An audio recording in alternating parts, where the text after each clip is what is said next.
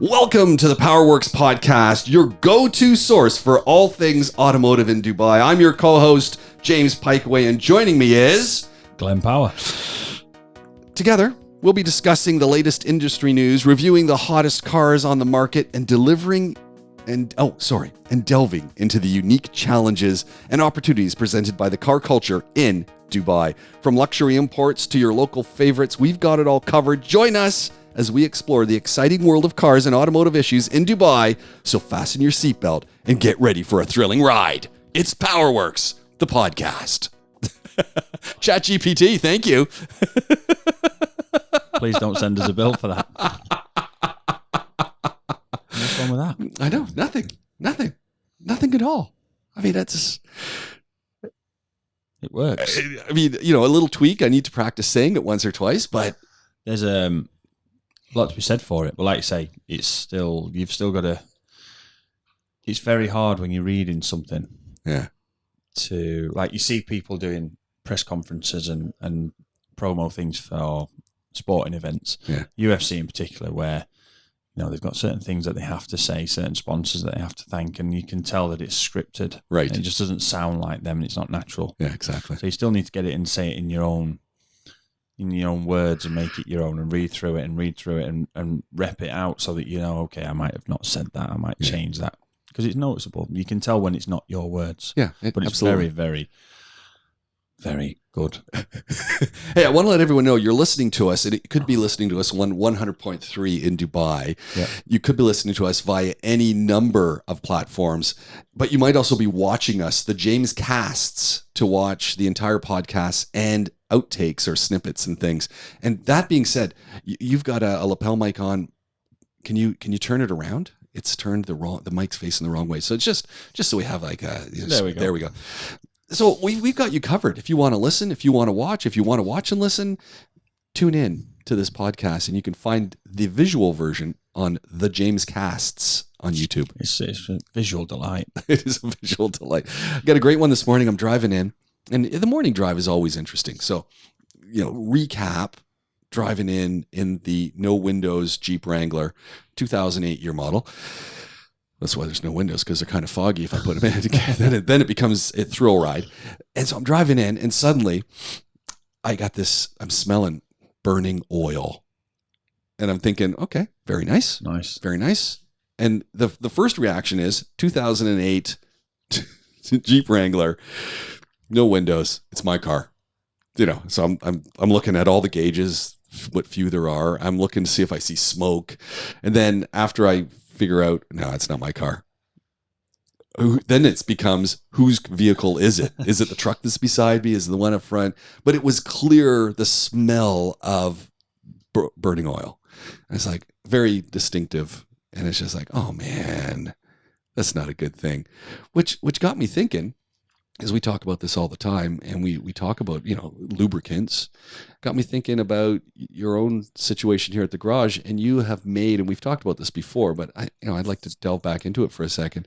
You've made a conscious choice to buy Total products. Yeah. You could buy anything, Castrol, the name goes on and on. I mean, that one just comes to mind because I see it at the service stations all the time. Exxon, Esso, BP sells oil products. You could buy any of them. Yeah. Why are you going Total? There's a few reasons. One of I suppose it's best to start at the beginning. So with Total, being a VW technician in the UK, we had to use Castrol. Okay. Castrol was recommended by the factory, and that's what we used. There you go. The only time we ever came across any oil that wasn't Castrol was when, if a vehicle came in and it wasn't a VW, so it was one of our friends or somebody's relative, and it was a non-branded vehicle, and they wanted to supply their own oil or whatever it is, because obviously, as you can in the rest of the world, but it's very hard to keep. How do you say it without?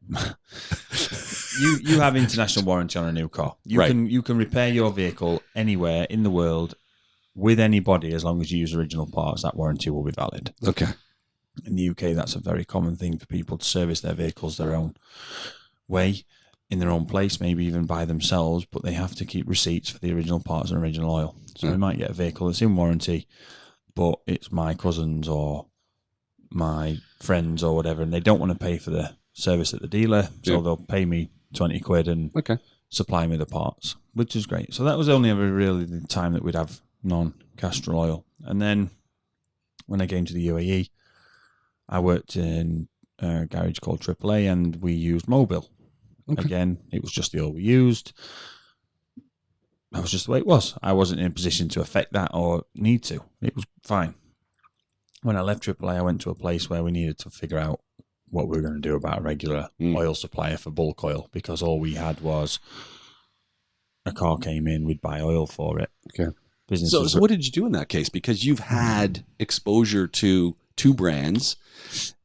I mean, you cut your teeth on Volkswagens. So in one sense, that would be the obvious choice to go, hey, this is the oil I know. This is oil we've used. Volkswagen has endorsed this for their cars coming off the line. Yeah. Must be good. Castrol and Mobil were the first people I went to. Castrol the first. And the problem was the distributor. Oh. It was just not a straightforward process to get somebody to actually say, yeah, we can supply you some oil. It made things, it was very, very difficult. There was 3 and 4 layers of, you've got to make a phone call, then you've got to send an email, then sales rep's going to get back to you, and then it's this and that. So, I just thought, forget it. And at the time, Total were doing a lot of marketing around the Formula One in Abu Dhabi. Oh, okay. And I'd seen their boards going up on pretty much every other garage. So I was like, there must be something right. Well, at least they've got a presence. Let's speak to them.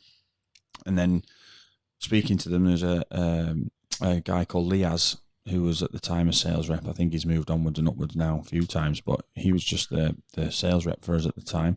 Spoke to him. He explained everything, showed me how the business worked, basically. And they are the only oil brand here that are produced in the original source and made to the standard that suits the name, the brand, the value of the brand. They have a mixing refining plant in Jebel Ali. Wow. They do a lot of the recipes, as they call them, for specifically this region and this market. I mean, this is something I don't think people realize, is that all of these different lubricants have specifications for the parts of the world they're going to be in, where it gets cool here, but cool might be the lowest you might get up in Jebel Jais or somewhere like that, 0. It's seldom that it gets much colder than that. But and so you've got these lower temperatures, let's say in the single digits, maybe, and then you've got double digits up in the 5s and plus, depending on where you are, plus sand and things. Yeah. So you need specific additives to oil, because it's, as we've talked about before, it's not just the oil that's coming out. And you want to think about this. Yeah. You want to be able to trust the product. Oil's not oil. That's right. And being able to deal directly with Total and not a distributor, which is sometimes a 2 and 3 tiered operation. All oil companies aren't necessarily doing their mix and stuff here in country? No, a lot of it's imported as it is in a drum. So then when I was obviously an employee at this point, I stayed with them. It was fine. Everything was great. We never had an issue. They supported us with protective equipment for vehicles, floor mats, seat covers. I'm sure others do, but these guys were good. And it was all going really well. I obviously then eventually wanted to start my own place. And when I try and put the call into Total, not only as the sales rep, who at this point was a guy called Anaban, left, but his replacement had come to tell me that they were no longer serving the market directly. We had to go through a distributor. That was Total. So I was a little bit... So okay, Total's gone. Going to be looking for another oil supplier. I'm not going to go through that. Yeah. And nobody then in the market would supply drums. They all wanted supplying plastic containers. Well, that's not environmentally friendly. Single-use plastics. So drums will be coming back, right? Because Dubai is putting a ban on single-use plastics, and those little things, they're single-use. Yeah. So trying to find somebody, the ones that came and were, again, direct to them and not through distributor was Shell. Oh, okay. So Shell came in, but they couldn't give me drums. I said, well, I'm not going to use them. I'm not going to waste plastic like that. So at that point, did they look at you and say, "Hey, but this is great oil"? So they gave me the whole spiel, and it was all, well, we'll do you a good deal on it. And at the time, I think they were giving Salic credit away. They were giving you card. So credit. this is kind of like the carrot. Is we've got great oil, and other people have great oil, so we're gonna, it's gonna be the price, or it's gonna be the incentive. They're not pushing the fact that our oil is working in this way, or it's gone through this refining process, or all of this is the great oil. It's like, you know what, we're gonna give you some Salic. Yeah. So that's just wrong. I just wasn't going to throw the plastic away. Yeah. So I kept in touch with. Are you a minority in that? Do you figure? Almost certainly. Yeah, I think. For sure. Yeah. Leading question. I remember the lady from Shell, from head office, was brought in here to speak to me because they'd obviously told the story, and she couldn't believe it. Yeah. But then Total got back in touch and said, "Look, we can do something for you," and so we're back dealing directly with Total, and we're getting oil in drums, and that's the end of that. Obviously, some oils, like smaller quantities that are needed for things like differentials, transmissions, automatic and manual, transfer cases, these sort of things, they're coming in plastic containers. We don't do enough of the same kind of one to have enough space that we could afford to keep oil in a drum for, and that is what it is. But for the majority of stuff, when we probably use. We're using 100 litres every day on a normal sort of busy day of oil. So you're getting 208 litres in a drum. We have 3 common grades of oil, and the rest of them, as and when we need them, we'll buy, as I say, in the smaller quantities. Okay. But it's all been good. Total have never given me an issue. Any car that we've had in that's been serviced regularly has never had an issue with any kind of oil degradation. So the thing that we've spoke about in the past called sludge, that a lot of people call sludge, carbon deposits, we've always had the Total oil used, and the engines have always been fine as long as they've been serviced on schedule. So we've always been happy with them. Price-wise, and quality, I couldn't really give you a comparison because we don't check other people. There is obviously always somebody coming in, trying to sell us some oil. We got a good some deal. from. Sinopec, they're a huge Fortune 500 company, one of the biggest on there, and they're in the market. They come in, but again, they want to do cartons, plastic bottles, and if not, they want to put a big 1,000-litre tank in and come and fill it with a truck every couple of weeks. Well, we can't because we don't just use one grade of oil. Yeah. So, these are the things where the benefits of Total Oil are obviously the quality. For me, having never had a problem, but the fact that we can get it in steel drums, the fact that we can deal directly with Total, we're not speaking to anyone other than Total. So if there's a problem with the oil, you're going back to the factory. We're going straight back to the actual manufacturer, which is why it works well for us. And they do a lot in the market here, and they support a lot of garages with marketing materials. And my experience with them has always been good. Nice, yeah. Nice. And good friends at Total. So nice to hear that. Amazing news yesterday. Oh no, I know. So first of all, Joey Woo Woo sends me a little bit of a jab about Jeep owners because, he's got problems with Jeep Wranglers. He's jealous mostly.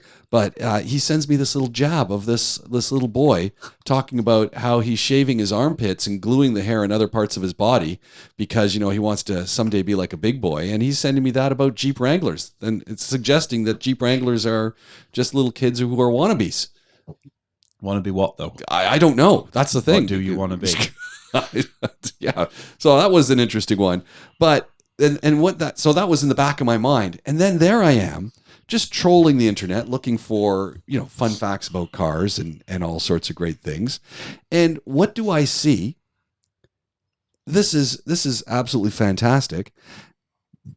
Jeep's first foray into the electric market in the UK, the Avenger. It's going to be launched in Europe this summer. Has already, it's the baby Jeep they're calling it. It's already been touted as car of the year for an EV in Europe. Well, already. I mean, is that because it's the only car coming out this year? Jeep's the only one. Well, if it is, that's great. Where have they got? It's already the 2023 European Car of the Year. It's not even being sold yet.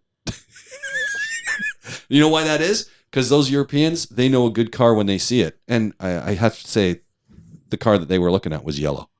Yeah, I mean, it's not even on the market yet. It's Car of the Year. £36,500. That's awful. Yeah, it's a lot of money. That is a lot of money. It's a lot of money. And look, it's an electric car, 248 mile range. And then they have the nerve to say, well, it is a lady's car. It's like, come on, guys. It is a small vehicle. It has a bit of Peugeot about it. It does. Like I mean, Peugeot. that's when I looked at it. I'm looking at it, front and back end. To me, don't say Jeep, they say Peugeot. Yeah, it'll do all right in Europe. That will, especially being electric. I mean, that's one of the problems you have with American brands. They just don't get that. There's no space to drive American cars. No, those big things. I mean, the UK in particular, and even in Europe, a lot of Europe is the same. Rural areas just don't work with the American stuff. I still have the story in my head from Colin Thomas, Mr. Pajero. Doesn't drive one, but he loves them. I don't understand. That's why he loves them. He's never driven one. He's never driven one. And he's talking about when he was trying to, he rented a Range Rover in England. Well, first of all, he said, no English people drive Range Rovers. And he said, second of all, the darn thing was so big that he curbed it more than once and had to have his dad to buff out the rims before he took the thing back. This is too big. So who's going to drive around a Jeep Wagoneer in England? Can you imagine on those country roads? It's not happening. They're going to get run off the road. It's just not happening. That's always been the problem. I'm flicking through the gallery here. There's an orange one and a silver one. They look all right. It's very, very Peugeot. And you look at the interior. It's very rugged, kind of got the Jeep look to it. It's they're trying. Yeah, I mean, it depends what their target of sales is. I don't know that their target of sales is women driving around in the city. That's who they're aiming this at. Yeah. It's small, it's squishy, it looks nice, it's got a cute everything. Yeah, I mean, I'd be interested to know what it's like inside in terms of how the tactile nature of it. Yeah. Because I'd love to give it a drive, and I just thought that's a little demeaning to say it's aimed at women. I think I'd at least take it for a spin around the block. Yeah, I mean, you see, the thing is, as we say in the UK, like if you look at the car market here, and immediately, and it happens to people that live here immediately. There's a married couple, they're expecting their first child. We need a bigger car. I don't know why, but automatically, right, we need a bigger car. And they'll go and buy the biggest four-wheel drive car they can afford. And you know what? Every time I see someone do that, I go, don't buy the big SUV. And you can validate this statement. An SUV in a collision is more likely to roll than a car. Yeah. A sedan. Like, they roll. Yeah. I don't want to have my kid. And everyone thinks, they're bigger, they're rugged, they're tight. You know what? You get the nice Volvo. It's as protected as any SUV, and it doesn't tend to roll as much. Yeah, I mean, the thing you've got to remember is that you're in one, and so is everyone else as well. Yeah, but we're all going to roll. In particular, I can speak of just from experience. A family car is just something that's got 4 doors on it. Yeah. If you've got seats in the back and a full door to get people in and out, then you will. I mean, we went for maybe for 4 or 5 years. 6 years maybe. My granddad had a Honda Prelude. Nice. That's not a family car. 2 doors. It's not a family car at all. Fold the seat forward and climb into the back. And my dad had and here you are, a freakishly Sierra with big. 2 doors. Yeah, I mean, obviously, I wasn't born this long, but thank God, your poor mother, still in labour. 5 or 6, and my dad had a couple of 2-door cars. It just you can fit, can't you? Yeah. What you're worried about. So it's strange how things have changed, but I don't think that there's no doubt that that's going to be aimed at families, but if it was sold here or in the US, it probably wouldn't sell in the US. It would be looked at as a first car or something. Yeah, it's too small. It's a kid's car. It's your first, too small. Maybe a little city runabout, but it's not going to be. It'd be interesting to see if they did try and sell it here, because I mean, the conversion on the currency makes that about 150,000 dirhams. It's a lot of money. When I can go and get a Skoda for. You can get two. Yeah, and you're going to get a nice vehicle. Oh, yeah, remember, Skodas are built on an awful lot of VW infrastructure. So, frames, parts. I mean, and they're great vehicles. Does the Skoda guy still come in? Yeah, saw Ian a few weeks ago.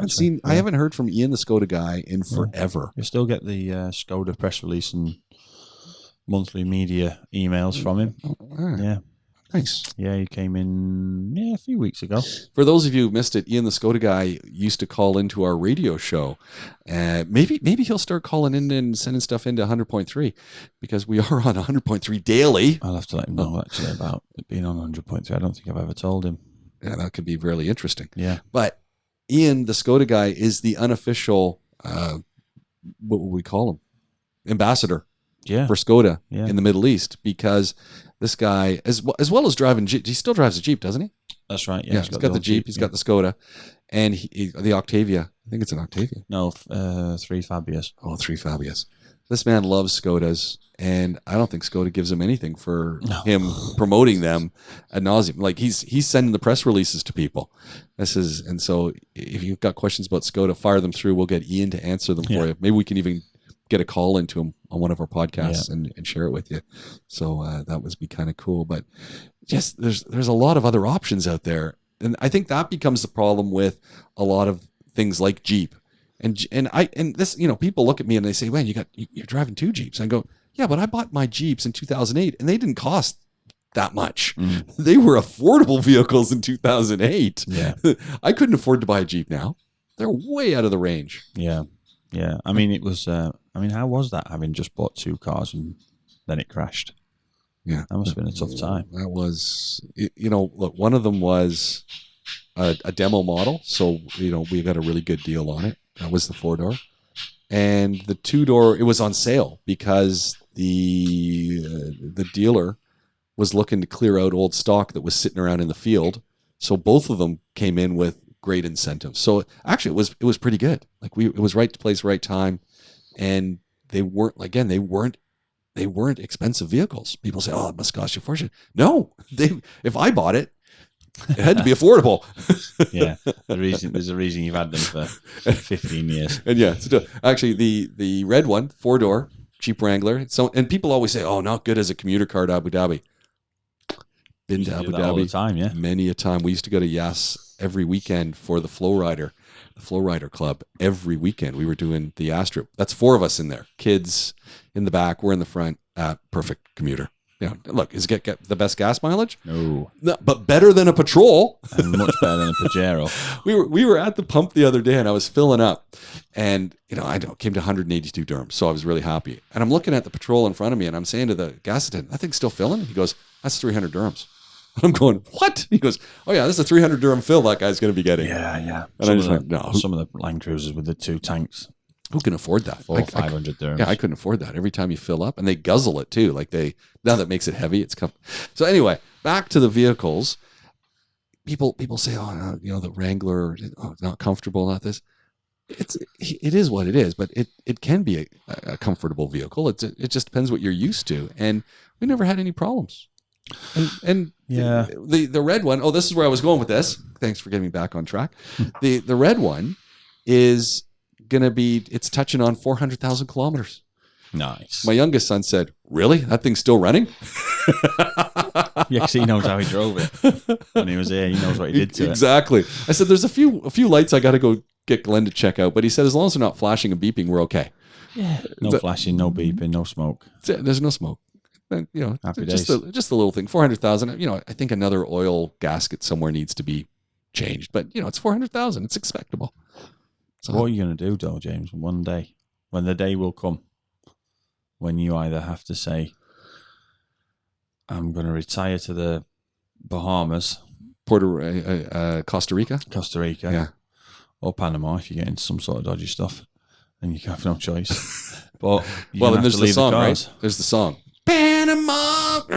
So that's reason enough to go there. Yeah, get ChatGPT to write one. What are you going to do when it comes time to either say goodbye to them because they've got to go to scrap, or say goodbye to them because you're leaving? That is. Would you ever be able to buy another car again? Probably not. No. Honestly, I'll be talking to Colin and getting a Pajero. I'm sorry, but I'll no longer be able to do this podcast. Or seeing if I can get one of your vans. Oh, that would work. That would work. Vans are where it's at. Put a couple captain seats in the back, a little cooler, table. Vans are where it's at. That's it. Have my sleeping bag so I can just sleep at work. It'd be great. That's the thing. When I have to get rid of these cars, and the goal is like every red-blooded Canadian is you're going to drive it till it's dead. So we're going to have to push it into the wrecker, basically. I don't know. I always look at some of these new things that are coming. I'm rather infatuated with the late model Lincoln town cars. Nice. So, and if anyone watch Mayor of Kingstown, which if you're not, you should, Jeremy Renner in that show drives a late model Lincoln Town Car. That's always immaculately clean. But every time I see that, my wife goes, I'm waiting for it. And I'm going, we would look good in that. So yeah, that's my goal. Get rid of the Jeeps and get a Lincoln Town Car. Well, it's good to have goals. I mean, that is a goal. I just need to see this Kingstown. Mayor of Kingstown. And Lincoln, it's like a 1998 Lincoln Town Car, maybe a 2000. I don't know. She is. You get some white panels on it. Get some flashing lights on it. Yeah, bull bars on the front. Yeah, could be a police car. Nice. One thing, Mayor of Kingstown, if you're not watching that show, it is dark. It is dark, and it does not make you feel very comfortable being anywhere in the United States at all. Well, I mean, did it need Mayor of Kingstown to do that? But no, look, when you go back to Canada, you just get yourself a diesel Jeep, can't you? Yeah, by then the hydrogen will be popping, so we'll. Well, yeah, there is always that. And look, I think a lot of people are getting rid of those bigger vehicles, so that'll be an opportunity to jump in on one. Yeah, for a while here, people it's a lot of smaller cars on the road, but there's a bit of a reverse to that trend at the minute. Everything's just so big now. Yeah, just. Well, I think they're kind of flooded back on the market because they're here, so there's a lot of incentives to get them, and people are just saying. I often wonder if folks are driving around right now, that wherever they're listening to us, when you're looking around and all you're hearing is, okay, hydrogen, in the next 10 years, the UAE wants to become one of the hydrogen leaders in production of hydrogen, which is phenomenal. I think they're aiming too low and too slow, but no, look, I'm not in charge of that scientific. Under promise and then over deliver. Yeah, and I figure that's what they're going to do. They're going to, roll it out next year and say, well, we're here and it's ready to go and we are it. And try and keep up, people. Yeah. So I think we've got electric stuff coming out. A lot of times the electric stuff just lends itself better for whatever reason. And I think it's just market creation to the Tesla style things. We see a lot of VWs right now. We're seeing some Mercedes. I've seen a couple of Volvos that are electric, and they really do look like a square battery, which is, the whole vehicle looks like a battery, which, hey, they do what they do. It looks really darn safe, though. They always have been, right? Always have been. So I wonder if people are not getting into all this hype. They're hearing all of this talk about traditional internal combustion engine vehicles are done. And they're going, I better get on the train now and get a chance to drive an internal combustion and a big bad boy before I'm going to be either taxed or incentivized out of that market. So I wonder. And I think the dealers have a whole bunch sitting around in the fields. Yeah, I mean, it's already happening. I'm about to really put the crunch in London with the ultra low emissions. Oh, man. Brown car guy. Shazad Sheikh. Shazad's not happy about it. He's going on and on and on and on. Not happy about it. Yeah. No. I mean, you're literally to the point where you can't even have them parked on the road outside your house. Like, how's that work? It's like, really? So you park in front of someone else's house and you take the plates off every night? I don't know. I mean, crazy. I get it. we got to have change, and change comes now, but it's going to hurt for a while. I'm sorry, but where's the alternative? Well, that's it. There's no, you can't. No one's taken public transport, and he even talks about that. He's saying, and it's here the same thing. It's like, okay, we're going to get rid of all these gas guzzling cars. And we're going to take public transport. Yes, we have a public transit infrastructure, but it is not capable of transporting a quarter of the population every morning during rush hour and back. It's not able to adapt and modify its schedule at a moment's notice. Yeah. A personal vehicle can do that. Yeah. And that was one of my main issues with the electric vehicle, is that you very much rely on having regular charging opportunities. Exactly. And if your daily use changes, which mine and most people's can frequently throughout a day from minute to minute, it's very difficult to do. So you can't have that. And look, with there's a lot to be said for the government making regulation towards any industry, especially ours, which is a producer of so much pollution. But please have the answer to the problem before you just say, well, that's a problem, stop doing it. Because I don't,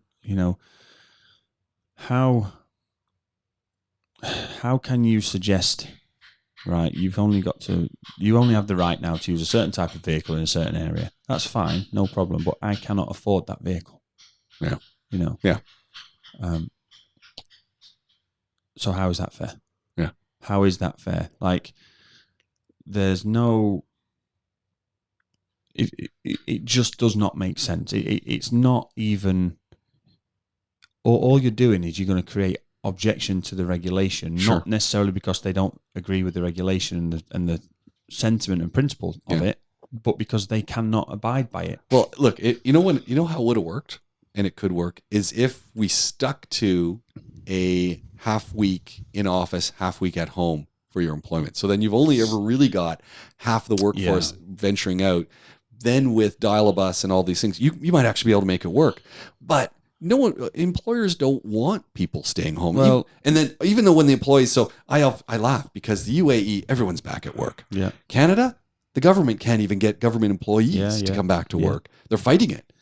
And why wouldn't they? Because they don't want to do the commute. And it's the same problem. A developed country that has had public transport forever, they can't get the public transport working. Like, forget Ottawa with the LRT. I mean, it's always breaking down. And so this is again that last mile. We can't get the last mile to work. In the UK, I'm just going to fact check myself here, but they're talking about no car Sundays and all sorts of weird things. Oh man. How's that going to work? I read an article about all the plans for it, and they're reducing the speed limit from 70 miles an hour to 64. That's a random figure, but that's what 64. So yeah, to ban. How does that work? So you go on 65 ticket. So yeah, I mean, it literally like 70 in the UK is the speed limit on dual carriageways and motorways. 70 kilometers an hour. Miles an hour. Oh, miles. Okay. Oh, I forgot you guys haven't gone to metric. So they're reducing that. That's pretty fast. 64. All right. Which is that's obviously been calculated by some. Okay, I get that. Chat GPT. Yeah, but the proposal to ban driving on a Sunday. What's that all about? Well, so everybody's had this sort of romantic vision in the head of, well, I'll keep my old car, my old petrol car, my old diesel car, like people do these days with the classics, and then they'll take it out on the weekend on a Sunday morning. People take their classics and their convertibles out on Sundays when they can just have a leisurely drive around and it's relatively quiet on the road. Well, nope. The proposals were there to stop driving on Sundays and also, like I said, reduce the speed limit. And that's two crazy things for me because a lot of people work on a Sunday. Yeah. But probably not enough to justify a massive double-decker bus driving around. I'm just going to ask ChatGPT what it sees as 5 reasons for... here we go. 5 reasons. In the style of Dr. Dre, though? No, I've asked it to do it. 5 reasons for banning... In the style of Rishi Sunak, or whatever his name is. Reduces air pollution. Banning a car on Sundays in London would significantly decrease the amount of air pollution. Yeah. Improves public health. Yeah. Encourages active transportation. Yeah. Reduces traffic congestion. Yeah. And promotes community and social interaction. Yeah. Because you're going to be hitchhiking and walking and talking to people. Okay, all good Listen, reasons. I'm not a climate change denier by no means, but I totally understand and agree that we are drastically changing the climate. Yeah. But in the last 100 years, the temperature's raised about 1.3 degrees or something, is it, on average? Something crazy. Celsius. And in that time, life expectancy as an average across the globe has gone from something like 32 to 72 years of age. That's ridiculous progress. Ridiculous progress, right? Now, there are obviously always downsides to that. People now have already started to point out, and as I've just said, this ULEZ regulations in London just puts people out of the car market because they can't afford to buy cars. Yeah. So there are downsides to it economic-wise, but by creating this driving ban on a Sunday, how much? I'm not saying that you shouldn't. What's the alternative? What's the solution then? Yeah. Well, people don't work regular hours anymore. So where do you go where do you go to make sense of things? You go to Sesame Street. Right. Okay. Yeah. So I did ask ChatGPT what Ernie and Bert would say about what's good about electric cars. Yeah. Well, ChatGPT corrected me very quickly. Said, well, first of all, Ernie and Bert are fictional characters from the children's television show Sesame Street, so they don't have an opinion on electric cars. However, because they don't have an opinion, but they might. However, Ernie and Bert may be excited about electric cars because they are environmentally friendly and emit no pollutants. They might also appreciate that electric cars are quieter than traditional gasoline-powered cars, which would reduce noise pollution. In addition, Ernie and Bert might be interested in the fact that electric cars have lower operating costs compared to gasoline-powered cars, and they save money on fuel. However, it is important to note that this is all fictional and made up, as Ernie and Bert are not real people and don't have opinions on any matter like this.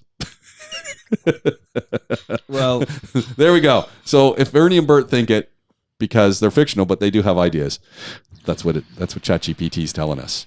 Well, the problem is with ChatGPT, right? I'm not being funny.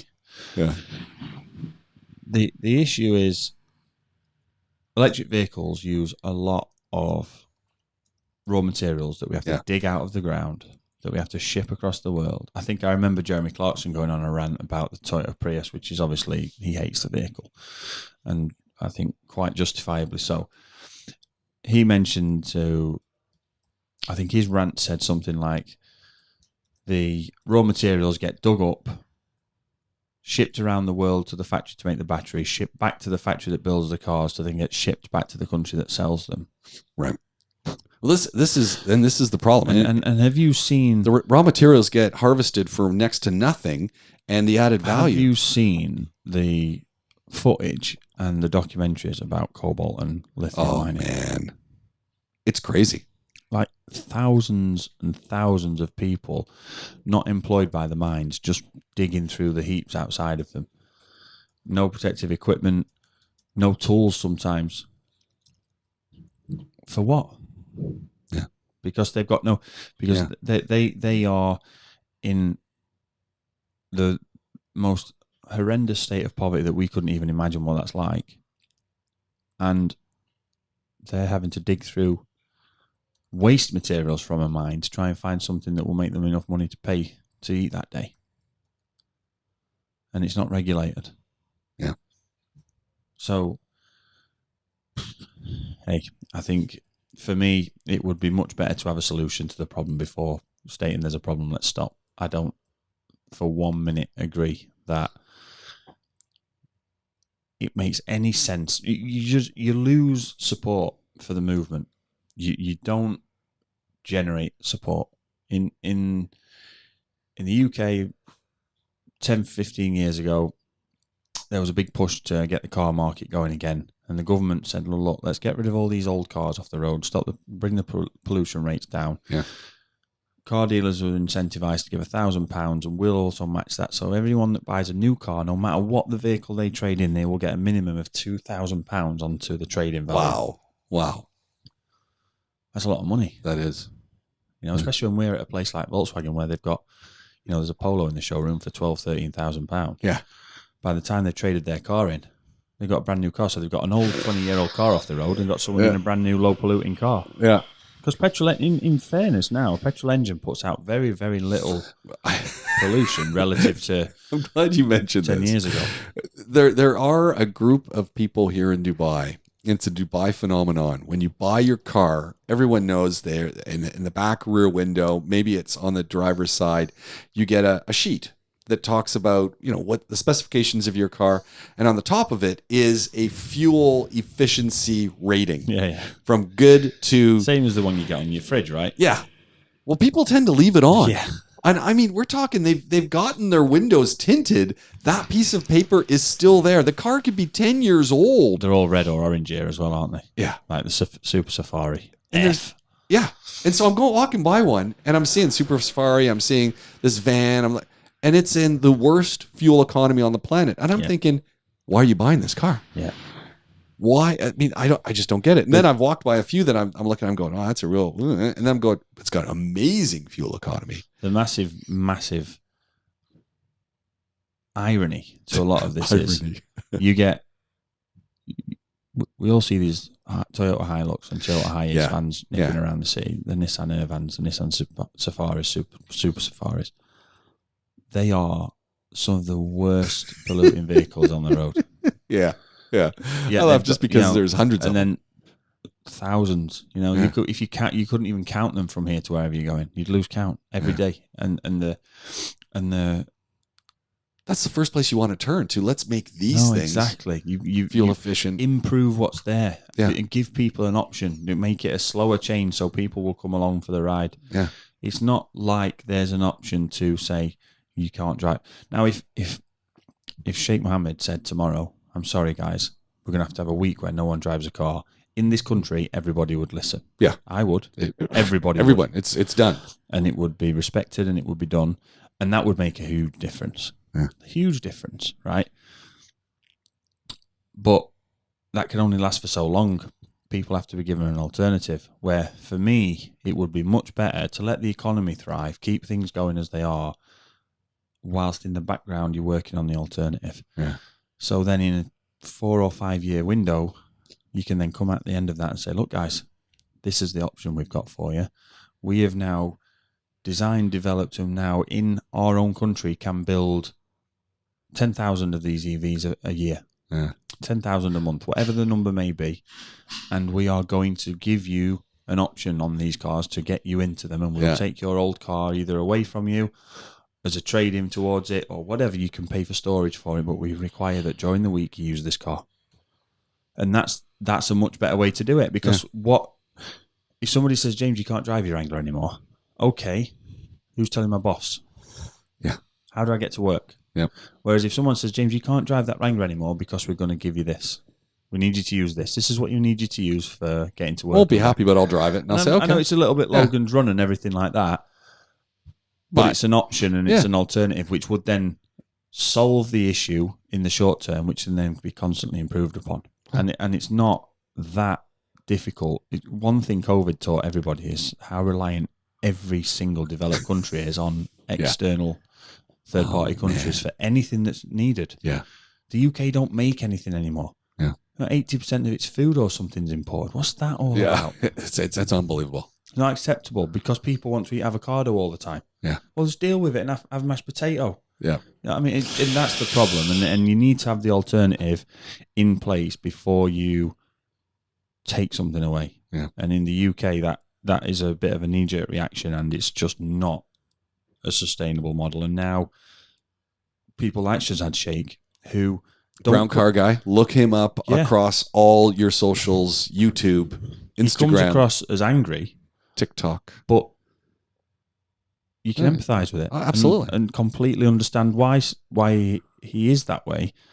And so automatically you're going to agree with him over following the regulation. And there will be people that will say, yeah, of course, this is a great thing, but they probably don't drive. Yeah. And if they do, they don't need to, and they can walk to work, or they don't, or they work at home, or they, whatever. Well, it's just not solving a problem. It's actually creating one. And there will be more and more resistance to the actual fight of putting it right. And I don't think it's the right way of going about it. There we go. Real quick one. Saw a car yesterday. I had to look it up because I thought, okay, this is looking kind of weird, but kind of not. The Mitsubishi, right off the bat, you're rolling your eyes. Mention the word Mitsubishi, a big blowout. Where is this going? Unless you follow it with Evo 8. Expander. Right, I'm just going to go to sleep. X as in the X, the letter Pander. Oh, I've seen them. Is a popular compact MPV multi-purpose vehicle. Been well received in markets. It's well received. Spacious, comfortable interior, plenty of room for passengers and cargo, functional design. It's kind of a weird little mini van. Problem is, it does get decent fuel economy. It does have apparently a well-tuned suspension, responsive handling. It hasn't got that. No, but it hasn't got that. You know what the complaint people have of it? Looks like it was designed on Minecraft. Okay. Okay, that's one. Big one for me. Safety features might not be as robust as some of the newer vehicles, so it does have obviously the safety features you need, but doesn't have a lot of add-ons. The entertainment system. So you got music while you not the best. Slowly crushed. So if you're the advanced entertainment system, tape deck.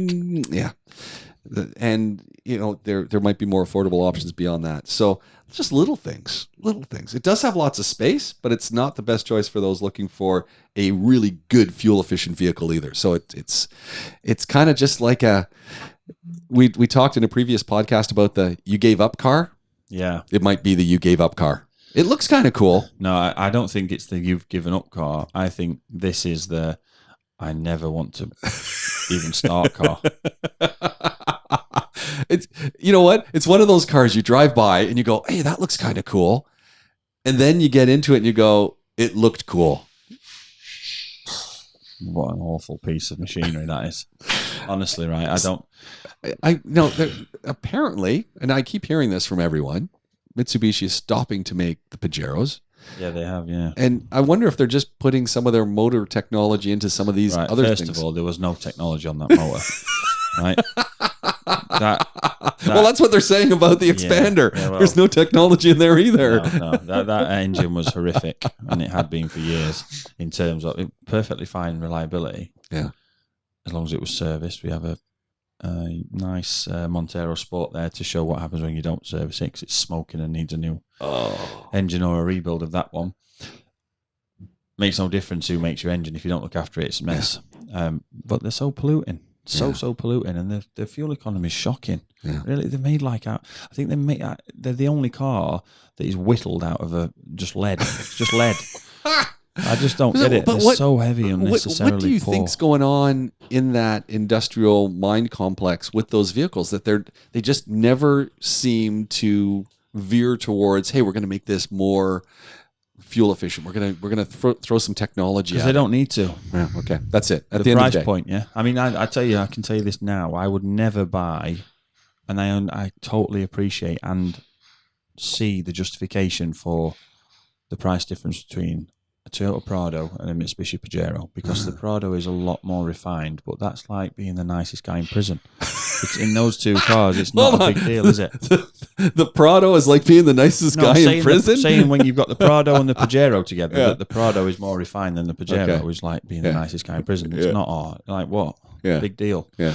So, but the Prado's literally twice the cost of the Pajero. Well, so it's 7 seats. Yeah.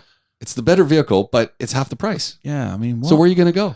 So you're going to go for the cheaper car. I get why that, and I've had a Pajero when I had no money and I knew I couldn't be affording to fix my own car. I bought a Pajero because I knew it would be reliable, but it literally set the carbon monoxide detector off in the house every morning when I went out and started it up. Okay, there we go. So just not good. Just not good. I mean, look, I'm sat here as a VW technician, and everyone knows about what Volkswagen did with the diesel stuff, and Mercedes and Audi and everyone else that's been dragged into it in Europe, so I get it. But side by side, pound for pound, the technology on the engines, on the European stuff, is so much, because it has to be so much better. And they aren't as polluting as they think. I'm not denying that it's important to stop polluting, but I'm just saying it doesn't need to necessarily be how we're doing it.